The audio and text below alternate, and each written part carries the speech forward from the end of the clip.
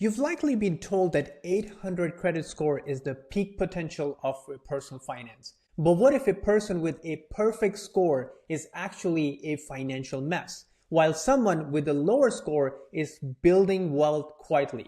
It's possible because your credit score does not measure what you probably think it does. It's not a report card on your financial health. As a matter of fact, it is a measure of how risky you appear to the bank. In this video, we're going to dismantle the myths you have been sold and reveal the huge difference between looking rich on paper and actually being financially secure. If you've ever felt stress and confused by a 3-digit number, you're in the right place. And if you're interested in taking control of your financial health beyond just a score, consider subscribing to my channel, Financial Trade-Off. We focus on building genuine, sustainable wealth here. So let's talk about what the score really means. For decades, we have been conditioned to see our credit score as the financial grade for our lives. A high score feels like an A+, a signal that we are responsible, is successful, and smart with money. A low score can feel like a failure, a private mark of shame that we just haven't figured things out. This idea is so ingrained into our society and culture, and in fact even our brain, that a good credit score can start to feel like a measure of the personal wealth. And this is reinforced at everywhere. Like lenders, of course, they celebrate high credit score, but it's bigger than that. The landlords, they use it to judge if you're a good tenant. Some employers also use your credit score to look at the credit history and to do a background check to see if you're going to be a reliable employee. So it's natural to assume that the credit score is end all be all a grade, and it's for entire financial situation.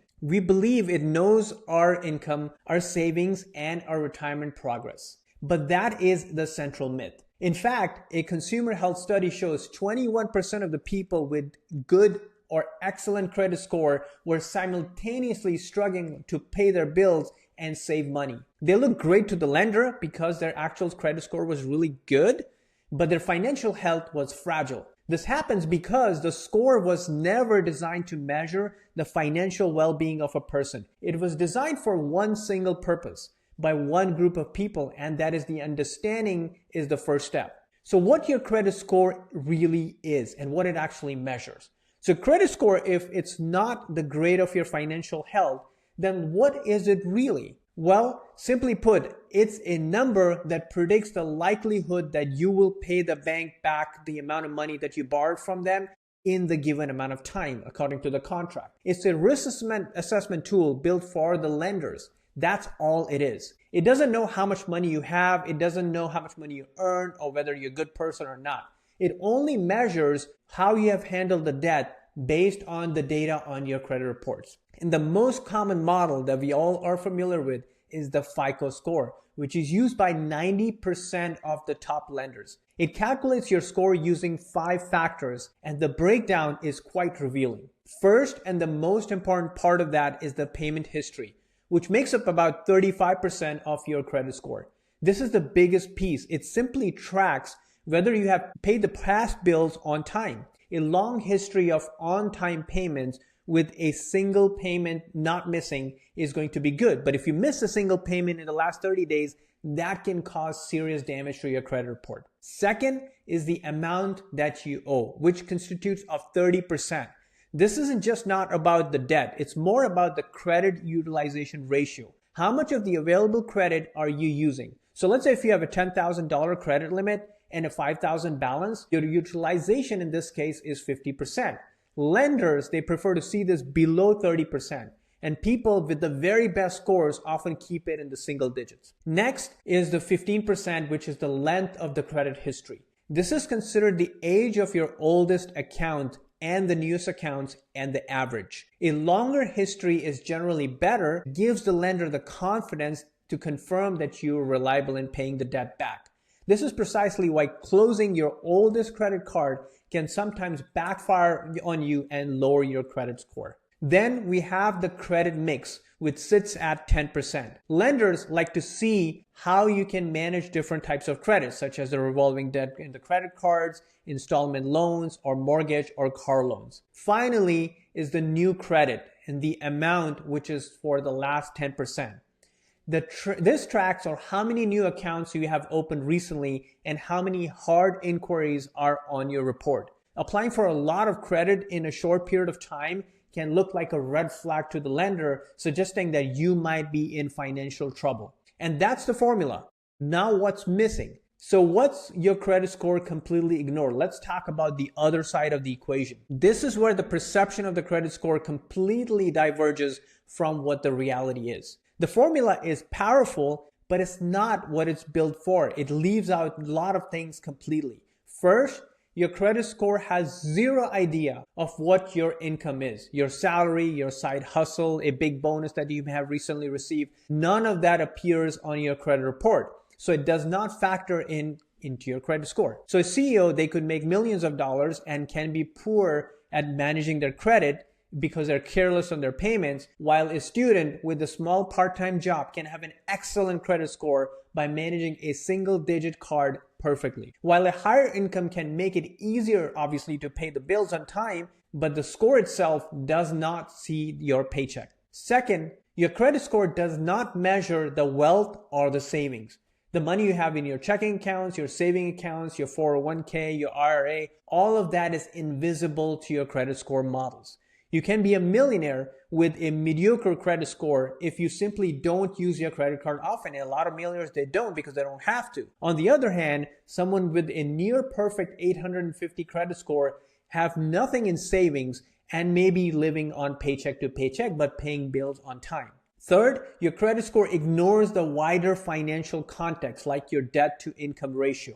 Now, while your score sees your debt, it does not compare to how much you make. So what happens is a lender is using a separate calculation like a mortgage lender to apply for something like a mortgage, so which is not a part of your credit score. This is why you can have an excellent score but can still be denied for a loan if your lender determines that you cannot afford to pay those monthly payments for your mortgage. Finally, by law, the credit score cannot include personal information like your age, your race, your religion, or your gender. Your employment status, they cannot be a part of the credit score because a lender has to ask for employment verification separately. Your score is just a snapshot of your relationship with the debt, nothing more. It's a tool for the lenders and you need to start seeing it that way. All right, now we know what a credit score actually means. Now let's do some rapid fire myths busting on what your credit score is not. Myth number 1, checking your scores lowers it. This is a big one, but it's completely false. When you check your own score by going to sites like myfico.com, it's actually a soft credit inquiry, which has zero impact on your credit score. Hard inquiries, which happen to when the lender pulls your credit information for a loan application, are the only kind that cause a small temporary dip in your credit score. So please go check your score so that you know what it is. Myth number 2, you have to carry a balance on your credit cards to build credit. This is just wrong. It is actually an expensive advice. Carrying a balance and paying interest does not help your credit score. What matters is paying on time and keeping your credit utilization low. The best approach to pay your statement balance in full every single month and don't have to worry about it. You build a perfect payment history without giving away a single penny in interest. So always pay it down at the end of the month. Myth number 3, closing unused old credit cards will help your credit score. No, this is actually the opposite. Closing an old account can harm your credit score in many different ways. First, it reduces your total available credit, which can instantly increase your credit utilization ratio. Second, if your older account and if you close it with it shortens the average length of your credit history. So if your credit card has no annual fee, you're better off keeping it open and using it for small purchases once or twice a year so to make sure that account remains active. Myth number 4, you have one true credit score. This is far from the truth. In fact, you have multiple types of credit score. You have a credit score from FICO and its competitors like Vantage Score. On top of that, there are 3 main credit bureaus that we are familiar with, which is Experian, TransUnion, and Equifax. And your reports across these bureaus may vary slightly between them because of some of the calculation that goes into it. FICO has even specialized score for auto loans, for mortgages, and other areas. So don't be surprised if the score on the free app is different from the one that lender sees. Myth number 5, A high score means that you're rich or financially healthy. And this brings back to the biggest myth of all. A high credit score simply means you're good at borrowing money and paying it back within the system rules. It does not mean that you have a high income or substantial saving or you have a secure financial future.